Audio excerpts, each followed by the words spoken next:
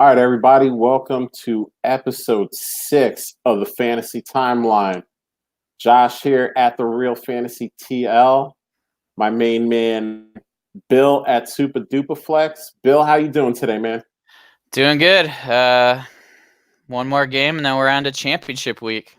Championship week, Saints, Colts, the battle in the Bayou. I know there are a lot of people out there that need some Saints and some Colts to do some things, and the other half of the population is hoping that those same Saints and Colts don't do things. So wherever you're at, good luck to you. I hope you all win.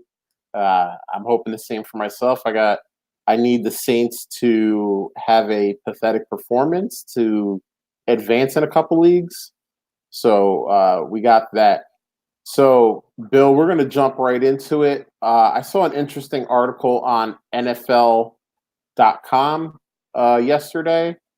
And the long and short of the article is NFL.com spoke with 13 NFL GMs, executives, and scouting directors. And they all say that Joe Burrow should be the number one pick in the NFL draft. Unless the Giants end up with that pick. Well, they had a big win yesterday. The odds of them getting that pick are probably pretty low at this point. So the question is, if he is the number one pick in the NFL draft, is he for sure, without a doubt, the 101 in your Dynasty Superflex rookie drafts? I don't think so. I think it's just a matter of, it's so early in the process to know for sure, but I think that, obviously there's some pretty good running backs in the 2020 class, and kind of got to see where they land. If we see one of those running backs get picked like Zeke did, early in the first round or something like that, and you're running back away from being a good, big contender, then I could see somebody taking one of those guys. But obviously at this point, Burrow's the number one quarterback. I just don't know if he'll be 101. Yeah. The biggest sentiment I see on Twitter right now is, well, what if DeAndre Swift goes to Kansas City? Then he's the 101. Maybe. You said, it's an interesting prospect. I think right now, as we stand, I'm actually in a league where we do our rookie draft before the NFL draft. So if I had the 101 in that league, and that is a super flex league, I probably would take Burrow at that point, not knowing where everyone's going to land. But yeah, I think, this is a year where I think trading might be a little bit harder because there's so many prospects that are well liked, and I'm already starting to bookmark things from guys like Ray GQ and other guys that really get into Devy and have been studying these guys for a little while, because it seems that 2020 is going to be deep.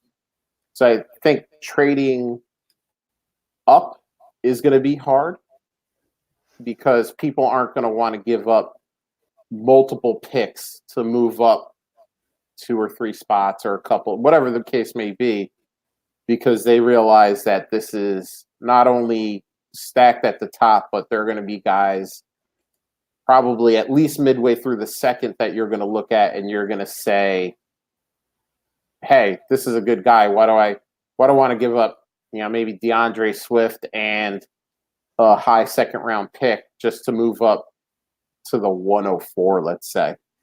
It's not going to be worth it. And I also see a lot of people talking about, if you are going to trade down, try to get 2021 picks as well, which, is always fun too. As soon as this season's over, we're already going to start talking about who's coming out in 2021. So, so that's going to be interesting. I think right now, as we stand, obviously, the season is still going on. We haven't seen any of the postseason bowl games. We haven't seen a combine. Not knowing where anyone is going besides probably Joe Burrow.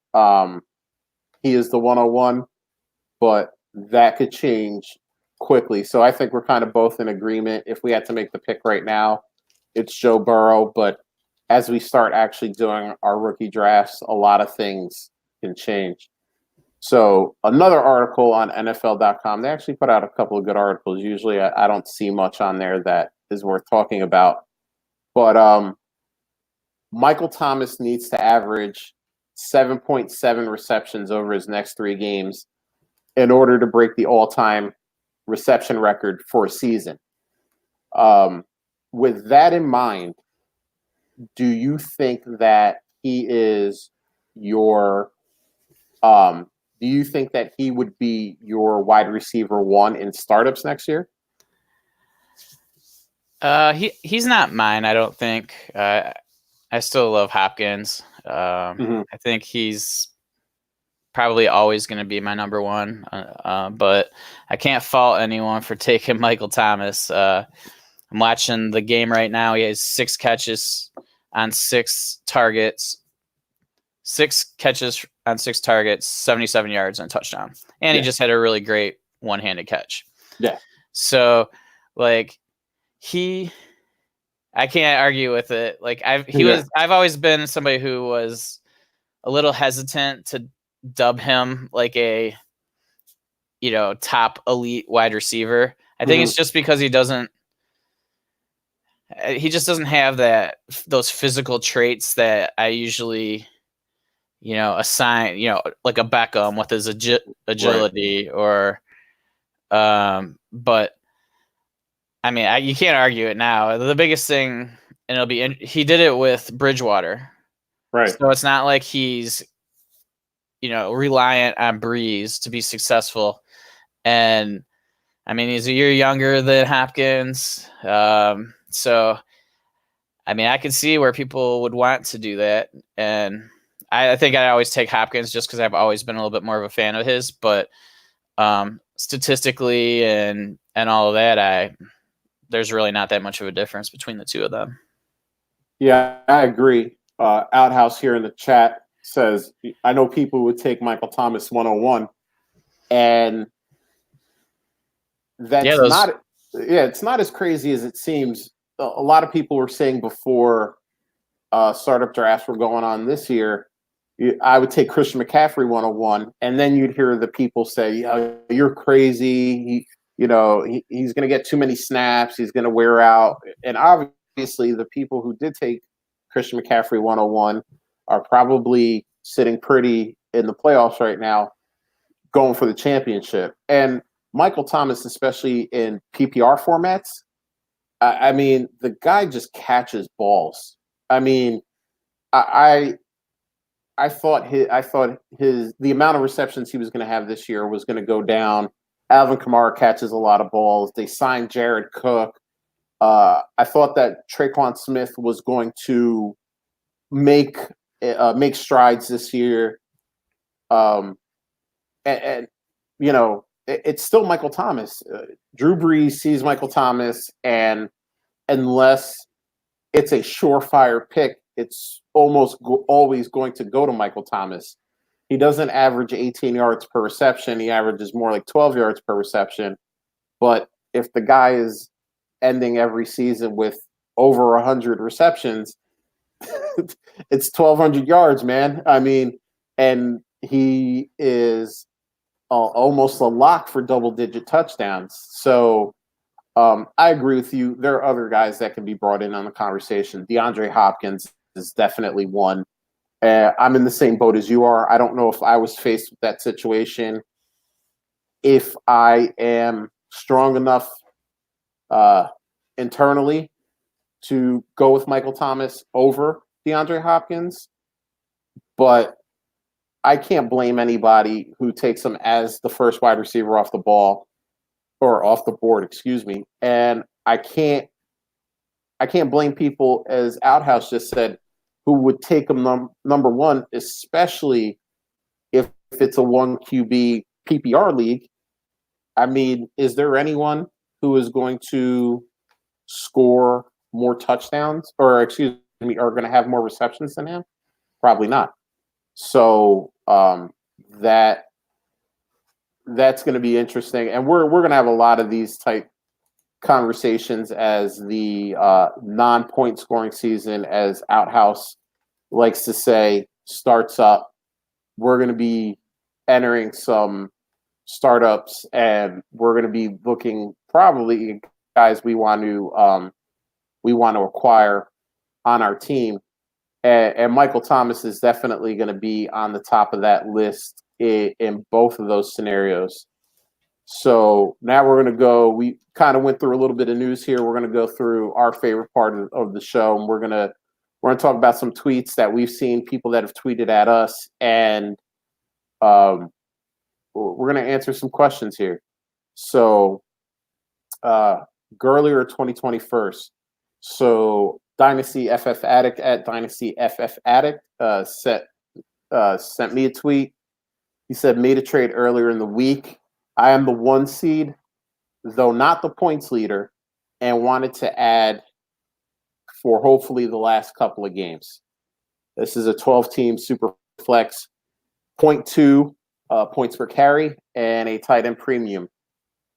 Todd Gurley, he's going to receive Todd Gurley, and since he's in the playoffs, he's going to be giving up one of the last 4 first-round picks in this year's upcoming draft. So, Bill, I'll start it off with you. Are you pro Gurley on this one, or are you keeping your first? I think I'm keeping my first. That's hard for me to say because I've been a fan of Gurley for years, since his rookie year. But, it's just hard to – the way he almost looks like David Johnson running the ball right now, and It's just concerning. And I'm not sure he looks like he's going to be the touchdown guy, but I'm just so concerned that his usage is never going to be like it was. And they're always going to be keeping him, they're always going to be trying to limit his touches throughout the season. Maybe certain games he'll be getting a lot of touches, but we're not going to know which games those are. I think that getting a mid to late, a 108, if you're just shooting and hoping you get the 108 from somebody, it'd be worth the risk, I think, to move Gurley. Of course, if there's other types of, that's in a normal league, not necessarily point per carry or anything like that. But I think I'd take the pick. That pains me just because I'm not comfortable starting him really anymore. Right. Now, obviously, FF Addict here, he is in the playoffs, so he's making a playoff run. And this trade was done before Gurley's last game against the Cowboys. In the 2 previous games, he had gotten 19 and 23 carries. Went 19 for 95 against the Cardinals, went 23 for 79 against the Seahawks, and even including the Cowboys game, he's had a TD in 3 straight games. So going into that game, I kind of see where Addict was going, figuring, hey, maybe now the Rams are finally starting to ramp up his usage. But I don't think anyone could have foreseen the Dallas Cowboys coming off of a few games where they were lackluster, to say the least, kind of putting on the clinic that they did yesterday. They were on point offensively. They were on point defensively. And the Rams were trailing the entire game, so there wasn't really a game script for Todd Gurley to have 19, 20, 21 carries, and that limited him. I don't know who their next game is against. And at this point, they're eliminated from contention, so I really don't know what his what his usage is going to be from this point on. Do they shut him down and just say, we've paid you a whole bunch of money and we want to try to make a run again next year? Do they just say, hey, I guess technically they're still in it? I'm not sure about percentages. I know it's low at this point, but they play, so they're at the 49ers next week, which, ouch, that's not the defense I want to see. So yeah, and they it has to be a good game script for him to be getting all those touches. It's just right. he's not the dynamic running back like he once was, and so it's really just a guy that you want. When you know it's a good game script, he can help you out and he's going to get some volume. But picking those games out, right? You wouldn't have expected them to have a great game script against Seattle. Yeah, and they did. So who knows how you would have felt putting him in that situation. And then, right. did you expect the game against Dallas to be closer? I mean, probably anybody did. And so, like, that's where the issue is, where I don't know where I'm comfortable starting him. Now, could you get who could you get for that price? That you'd be more comfortable in starting him. I mean, I don't know the answer to that. Like, I mean, Marlon Mack, is he in that price range? Probably. I mean, are you more comfortable starting him? Typically, I mean, not including this week's display so far. And somebody like that, Philip Lindsay. I mean, are they that far off in points? I don't know. And that's the problem. I think, I don't know if you find someone with a higher upside than Gurley in that range. Yep. I mean, we talked about Philip Lindsay, but honestly, in that offense, what is Philip Lindsay's upside? I mean, you're probably happy if he goes for 80 yards and a touchdown. You're probably thrilled if that's what he goes for, but you're probably not betting on that to happen. Marlon Mack he's on a team that plays inconsistently. So again, you're kind of in the Todd Gurley situation where, can you predict the games that the Colts are going to be up by a lot of points and using a lot of Marlon Mack? Because he doesn't really catch. It's really more Nyheim Hines territory. So, at least with Gurley, he can catch the ball. So even in blowouts, you at least have the upside of him being able to catch the ball, make some receptions. But yeah, I think at that point, you're kind of trading for a bunch of guys that you have little to no, I shouldn't say little to no faith, but you have about the same amount of faith as you do in Gurley. So, but we talked about, we brought up David Johnson kind of in there, as they kind of are looking similar at this point. I saw someone tweet, and I unfortunately I can't remember the name of the person who tweeted, who said they would try to trade a 2021 third for David Johnson. They think that he'll either get traded or released and he'll be somewhere else. And they think he could still be an RB1. I don't know if I believe so much that he can be an RB1, but if you trade a 2021 third and get yourself a middle of the road flex, which maybe David Johnson could be, do you try to make that trade? Is that something that you go for, or is that something where you go, I'm going to let David Johnson be someone else's headache and move on? I mean, for a third round pick, I think you have to make that move. Okay. I just like, what are you going to get in the third round that's going to be going to have the same potential upside and the same opportunity that he may get?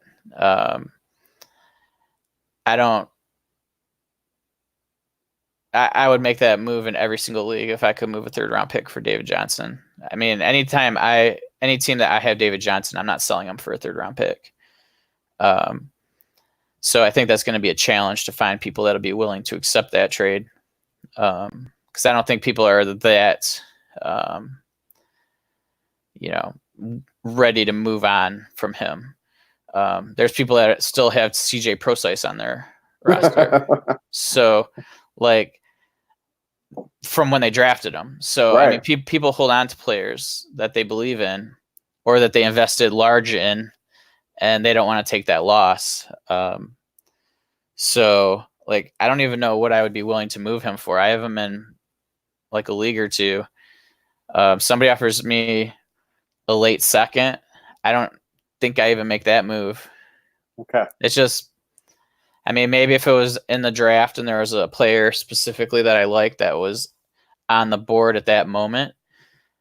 But, and again, I'm usually late to the party when it comes to adjusting for players. So,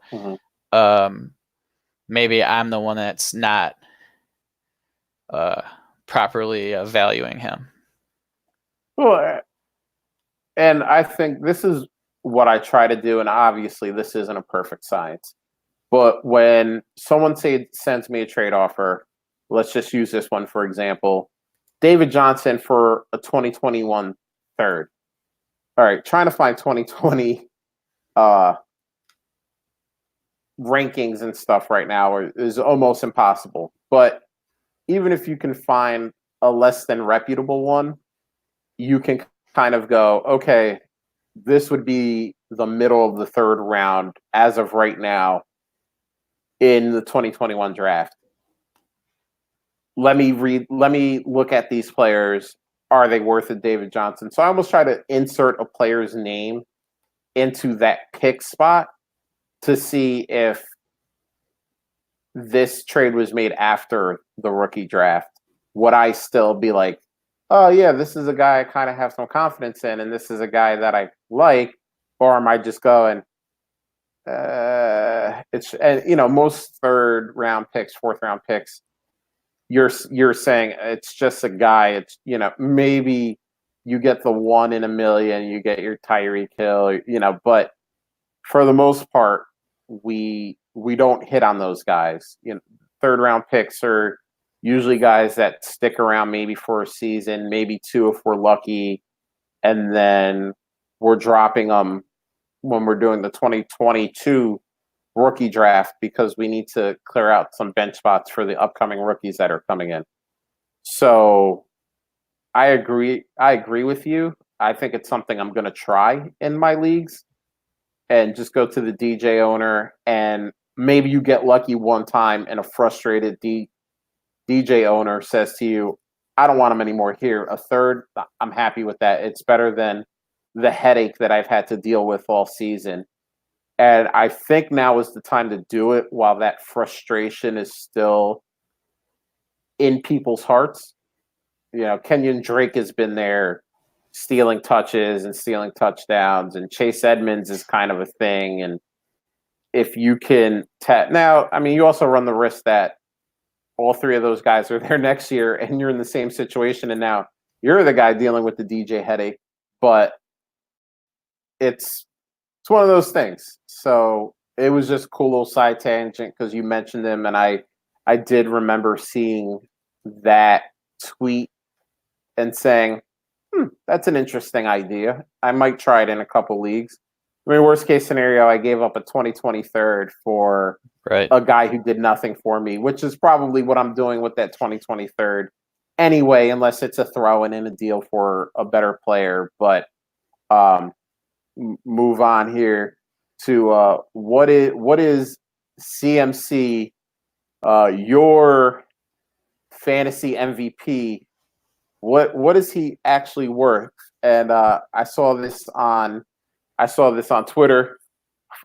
Nicholas Martinez at Nico_Martinez. Dynasty half PPR, 1 QB. Who you got? So one side of the deal, and I don't know which side Nico got here, but one side of the deal is Godwin. This was pre-injury again.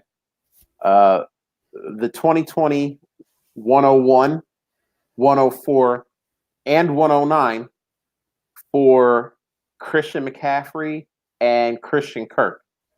So the two Christians on that side.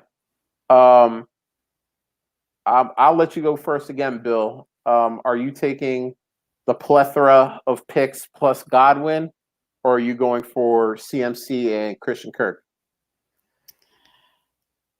I'm on the McCaffrey Kirk side. I mean, I kind of look at it as I don't feel like those 3 picks are even close to McCaffrey's value. Mm-hmm.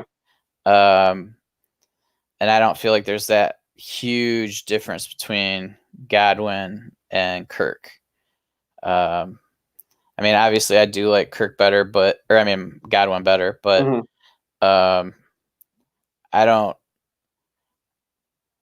feel like that there's some high first round pick difference between them. So, Mm-hmm. and I think that's where I would need to be to even consider moving McCaffrey. So, just looking at how many points he's scored this year, I mean, the value alone, like it's just crazy to me. And I mean, his usage is just so high. Now, the question is how long will they be using him, that heavily? Right. But just value wise, like right now, I couldn't do that. I'm going to consider moving McCaffrey this offseason, probably as we get, I mean, I may even do it before the draft, just in case. Mm-hmm. I might do it before free agency. Yeah. Just because I don't necessarily, I want to move him at his supreme high value, and I don't believe it can get higher than it is at this moment. So, just move him before, before anything can change on their team. Mm-hmm. And, when a new coach comes in, are they going to want to run it as much? There's, are they going to want to utilize the running back as much? There's all these things. And you hear them talk about, well, we're going to limit his touches. All of a sudden his value drops a little bit. So I wouldn't move him for that haul, but I would definitely be looking at moving him. But yeah. And I wanted to throw this trade in here because it actually touches on two things that we've spoken about in previous episodes. First of all, the value of Godwin. Now, obviously, this is pre-injury, and it looks like Godwin's shut down for the rest of the year. Doesn't seem like anything serious. He should be fine. He should be there for the off-season program and everything. But yeah, we spoke about this, and we said pretty confidently that Godwin's worth at least 2 firsts. That's kind of the consensus we came to. But I also wanted to bring this up because as more teams start becoming eliminated from the playoffs, there are more teams now that have nothing to do besides see if a gem shakes loose a la Brashad Perriman to pick up on the waiver wire. They don't have anything to do. They're not setting lineups anymore. They're not, they may not be able to make trades depending on when trade deadlines are. So now, 75 to 80% of dynasty players are looking at the draft. And we've heard since the beginning of the build up to the 2019 draft, 2020 is so good. 2020 has so many great players. Oh, you need 2020 first round picks. You have to have them. You need to have a bunch of them that, elite generational players. We've heard it all. And now I think we're going to start seeing trade polls go in these directions. I agree with you. I voted personally for the CMC Christian Kirk side. I personally think that Christian Kirk is really good, and they drafted a bunch of guys. They drafted their Andy Isabella and their all the guys. I mean, they drafted 3 guys and then signed a undrafted free agent at the wide receiver position, and I think they realize now that Christian Kirk is the best player out of that bunch. They're going to have another year in that offense. Kyler is going to have another year being an NFL quarterback and being used to the NFL game. And I mean, I've seen some mock NFL drafts that have Jerry Jeudy going to the Cardinals at 5. Well, if that happens, then maybe we reassess what Christian Kirk's value is. But right now, he is the best player, or the best wide receiver on a team that plans on throwing the ball a ton. That's Cliff Kingsbury's offense. He wants to run a ton of plays. He wants to throw the ball a ton. Why wouldn't I want Christian Kirk? I think that he is going to have a great 2020 season, barring a Jerry Jeudy or a big-time free agent coming in. I think he's going to have a great season. I think he is probably severely undervalued right now. And then you have Christian McCaffrey. I mean, 101, yeah, it's a really good pick. But when you start saying 109, cool. But really, what is 109 getting you? That's not a for sure lockdown. We might be drafting a player that has a ton of talent, but went to a bad situation. And then we're hoping talent wins out, but we hear a lot of different fantasy people, a lot of different dynasty people say it. Opportunity over talent. And at 109, that might be a situation you're in. And you might be looking at one of those picks hitting, plus Godwin, and you traded that away for Christian McCaffrey and Christian Kirk.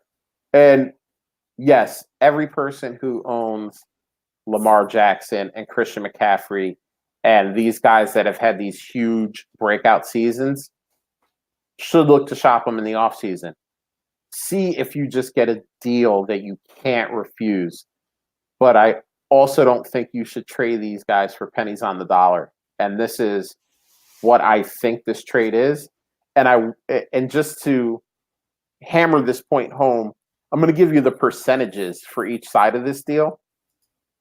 The Godwin plus pick side ended up with 63% of the vote, while the Christian McCaffrey and Christian Kirk side of this ended up with just 37% of the vote.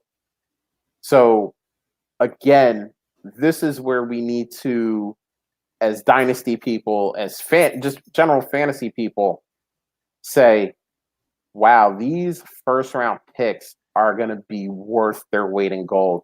And you don't need to have the 101. I mean, he didn't just trade the 101, he traded the 104 and the 109. And in the Christian McCaffrey owner's mind, that equaled Christian McCaffrey. Just because of the hype that have been surrounding these picks. And I know there's a league that I have the 108 in. As we get closer and closer to the draft, I'm shopping that 108.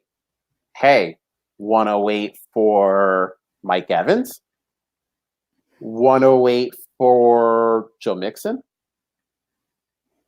Yeah, you never know. I mean, and if somebody says, yeah, I want the 108, cool. Get me a wide receiver 1. Get me an RB1. I mean, even if it takes the 104, I mean, yeah, I can see why somebody would do it.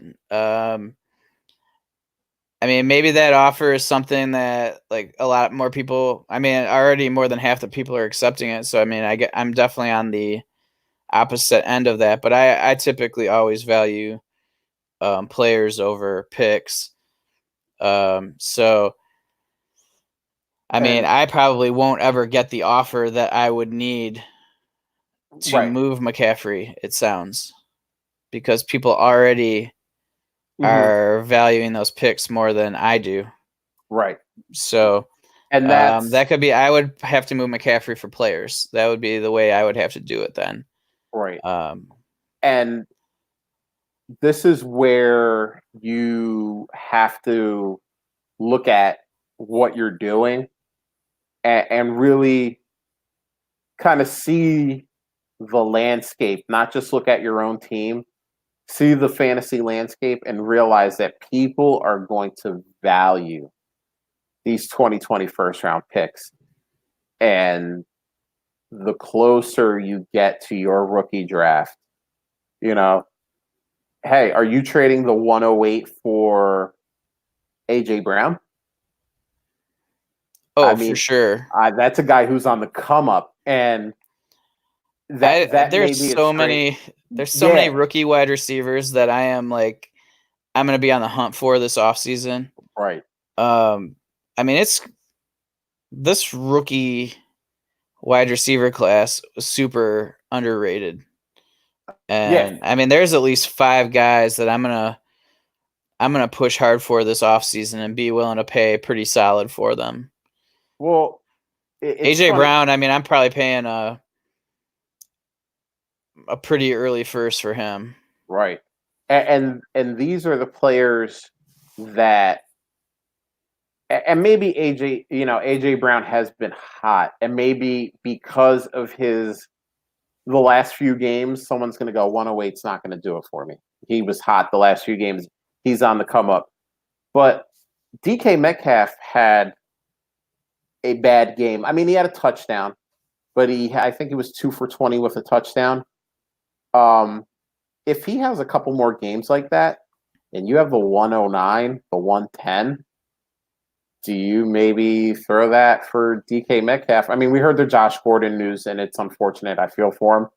But if they don't bring in help, I mean, DK Metcalf is going to be year 2, and we've seen what he can do on a field. He can dominate. Yeah, I think that like these rookies, you're gonna have to like push for those guys early because like people are gonna start to look at their statistics for the year, and right now they're not really quite looking at it that way. Like, oh, let's see how he did for the season. I was listening to Rookie Fever with Swag and Finero, and they were, every week they go over the top 12 rookies for the week, and like Metcalf, he's been a top 12 rookie for like 10 or 11 weeks. Right. So like he's consistently doing pretty well. And so, I mean, once people start to realize how good these rookies have done, I saw something on Twitter. It was this week where they were saying like wide receivers who have 750 yards in 13 games. And they kind of compare the 13 games of the rookie season, and there was like three rookie wide receivers, and there's only been 24 that have done it. Yeah. And it's all these like top of the line wide receivers, Odell Beckham, Juju, Juju not necessarily doing great this year, but just like a lot of the top name guys that were on that list. And once people start to realize that, it's going to be hard to get those guys for a first round pick. Yeah, and it's going to be interesting because I agree with everything you're saying, but I also think that it might actually turn the other way. I mean, we're saying, hey, people are going to reflect on this season once it's done and once they can aggregate all the statistics and see what these players have done over the course of a season. But I mean, the NFL media cycle, man. It's as soon as this season's over, we're talking about postseason bowl games. we're talking about build up to the combine. We're talking about the combine. We're going to hear every beat reporter in the world. Hey, DeAndre Swift had an interview with the Kansas City Chiefs. Joe Burrow has talked to 78 NFL teams. I know there's only 32. And we're going to be bombarded with that. And I think for the dynasty player that is maybe a little bit newer, or a dynasty player that has gone all in on this draft, if they do have not a cornerstone piece, but if they have a DK Metcalf or an AJ Brown or an N'Keal Harry, if you still are on his train, they might go, wait a minute, I can get one more first round pick and give up DK Metcalf. So it's going to be very interesting to see owner strategies. And I think at this point, you kind of know there's that guy in every league who has 5 or 6 first round picks this year. If that guy has AJ Brown chilling out, that might be the guy you want to go and say, hey, I have the 108, I have the 109. Would you do that for AJ Brown? And see what that guy says. We say it every year, and by we, I mean the collective we that give our opinions about fantasy football and dynasty football. You can't just sell out for youth and a whole bunch of picks and expect to draft 4 guys out of the same draft and have that be the cornerstone of your team and you go on to win 3 straight championships. It gets said every year, but people still do it. People go, 2020, man, it's the year I can get DeAndre Swift and Joe Burrow and Tua and Jerry Jeudy, and I'm good to go for the next 7 years. It never happens. But people still believe. It's like playing the lottery. You buy your ticket and then you start imagining all this stuff you're going to buy when you win the lottery. And then when you check the numbers, you don't win the lottery, you throw the ticket in the trash and you move on. But people do the same thing in Dynasty. So I think it's going to be very interesting to see people's strategies, how they attack this draft. Any league that I have multiple picks in, I am kind of targeting some guys, and I'm going to use those picks and try to get players. I haven't been bad enough in any of my leagues to have a top 3 pick where I go, I probably want to stick on this pick and not trade it. I'm either in playoffs or I'm a middle of a pack team. So obviously those picks are a lot less attractive than, anything probably from 101 to 104. But I'm still going to try, even if I can convince somebody after a Mike Evans injury, hey, 108, Mike Evans just got hurt, dude. I mean, I'll take him off your hands. He's 27 now, I think. He's only got 3 more years, man. And try to use that pitch. He's 25. Wow, I was totally wrong. But maybe I can still use, he's only going to be good till he's 28.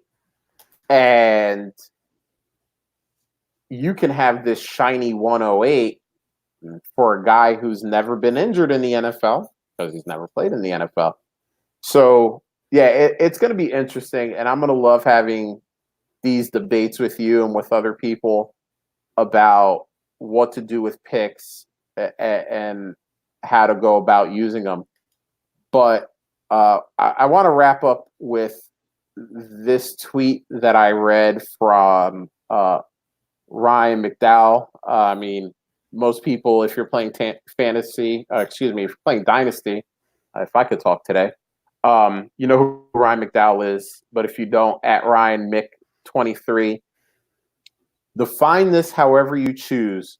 Which NFL franchise is the biggest disaster?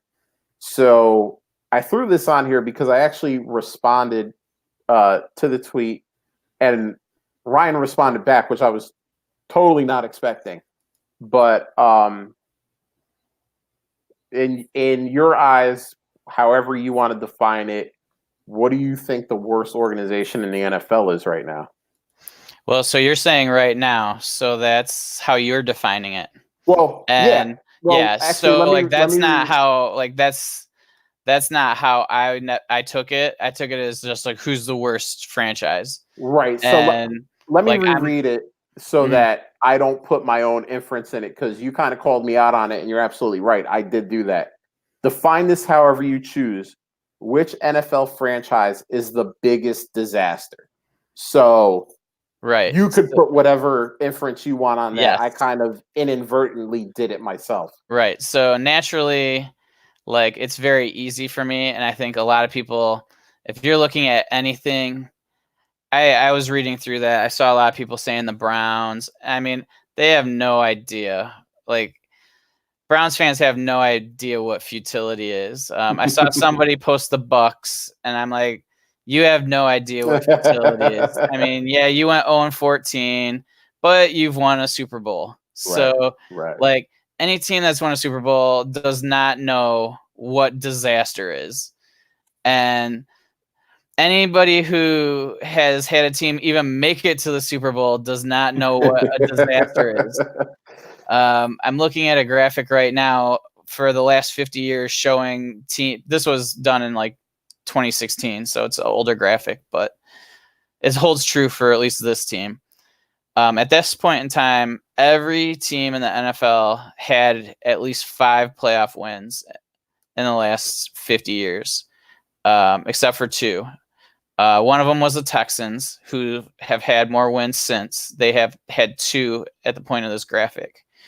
So they have more than that now. There's one team with 1 playoff win in the last 50 some years, and that is the Detroit Lions. And I'm going to say this because I was a 20-year season ticket holder, so I'm very familiar with garbage organizations. There aren't many teams that have basically made 2 Hall of Fame players quit in their prime. And then treat them like garbage afterwards. And there's no team that's probably gone since 1992 since winning a division title. In my lifetime, I can't. That was the last time the Lions had a home playoff game, and they won it. And then got annihilated by the Redskins the next game. So, yeah, I don't like. So I am automatically, naturally going to go to the Lions as being the big garbage, and that's just historically. Do I feel like they're the worst organization right now in the NFL? No, Right. I don't. So I mean, but anybody that wants to tell me that what fan base has had it the hardest of any fan base, I mean, aside from like. I mean, I was gonna say San Diego because they lost their team, but like, there's nobody. I mean, there is no fan base that's had it worse than Lions fans, and still, the idiots sell out the stadium. So Yeah. that's just where it's at. I'm just gonna get frustrated and cry. So I agree with your answer as to who the biggest shit show is right now. Yeah. But they're not even close to being the worst overall. So woe is me. Yeah. So you mentioned it. I responded. You saw my response. For people listening, if you didn't see that tweet, just search for Ryan McDowell. You can see all of the different answers that were given. My answer was Washington, for a variety of reasons. I mean, you can start with the team name that an entire group of people finds offensive, and the ownership that, among other sins, we'll call it, has been steadfast in not changing the name of the organization, which, I mean, at this point, if an organization needs a refresh, it's that one. You know, ownership has been terrible since Dan Snyder bought the team. The management that's been in place, whether it's Bruce Allen, et cetera, has been terrible. I mean, the medical staff there, between Darius Geis not being able to stay on the field for more than 3 games without tearing his knee up. Yeah, he might just have knee issues, and it would be, you know, unavoidable. I don't know if that's a word, but I'm using it. You know, but there's the whole Trent Brown situation with, or excuse me, Trent Williams. Sorry, the Trent Williams situation with him having a tumor in his head, I believe it was. Well, and the fact that he won't even let the doctors touch him anymore because he has so much distrust of their, you know, Yeah, their staff. I mean, yeah, I mean, there's so much wrong with that organization. I mean, and who wants to play for that? I mean, the only thing that's drawing somebody there is money. yeah, and I mean, we see it every year. Hey, they got Josh Norman. They paid him a bunch of money. He goes there to die. Yeah. Paul Richardson, we paid him a bunch of money. He wasn't good in the last spot, but maybe he'll be good here. He goes to die. I mean, it's a terribly run organization from top to bottom. I don't know if you watched any of the Eagles Redskins game last week. I saw it because I'm in market. Urban Meyer was in Dan Schneider's booth, and people are starting to say maybe he's there to interview for the head coaching job. If that man wants to keep his reputation as a good football coach, going to Washington is not what you do. I'm sorry, it's not. They're going to get a head coach next year. Somebody is going to say yes to that job. But as long as all of those things are in place, you're never getting a top tier guy unless you give him a John Gruden type deal and pay him $10 million a year for 10 years. Because, I mean, there were talks at the beginning of the season when the Steelers were not performing and the Redskins were for sure going to fire Jay Gruden, and they did, that Mike Tomlin could be in for that job. Why would Mike Tomlin, why on earth would that man want to leave Pittsburgh? I mean, if he's fired, whatever. But why would he want to go from an organization that is the model of stability? Yeah, I mean, the only way that would be is, yeah, exactly, if he had gotten fired when he was on that rough patch. But are you telling me Atlanta's going to need a coach? Dallas is going to need a coach. There are going to be 7 or 8 head coach openings. Washington is literally the worst. And I don't care if all 32 teams fired their head coach tomorrow. Washington is still the worst of that bunch. I mean, you're either going to get a retread that no one else wants, you're going to get a low-level assistant, or you're going to get a middle-of-the-road college coach to go to Washington. That's it. I'm sorry. Unfortunately, until Dan Snyder sells that team, I don't see a situation where that team gets better. I don't. And look, anything can happen in the early 2000s. A lot of the same things were said about the Dallas Cowboys, Jerry Jones, Quincy Carter was the quarterback there. They were making bad draft picks on top of bad draft picks. They were signing guys. They were trading for guys like Roy Williams who just didn't have it. And Jerry gave up some control to his son, who actually is making some pretty good football moves besides the head coach, but that's another story for another day. But Dan Snyder's young. He's not as old as Jerry Jones is, and I think a lot of why Jerry did that is because he was getting older. I mean, what other teams are there that are even in the discussion, really? I mean, I don't think Cleveland's even close, to be honest with you. No. Cincinnati could be a discussion for the worst organization right now. I mean, and they're they kind of have a problem just because of their market. Right.